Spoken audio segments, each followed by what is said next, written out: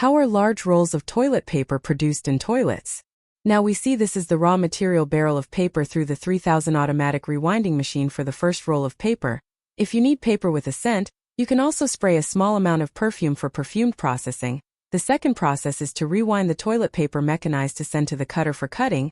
We can look at a close look at the process of cutting. Very simple, convenient. Cut rolls of paper can be sent to the third process for the plastic packaging. This plastic packaging machinery is also automated without artificial.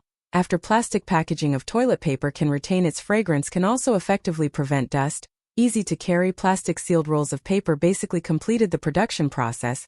Now we can look at the rolls of paper after packaging, very clean and tidy. And finally into our box, only one artificial. You can put the large rolls of paper into the box. The mechanical sealing box successfully can be used in the box. Mechanical sealing boxing can be sold successfully. The whole assembly line can be operated by only 2 to 3 people.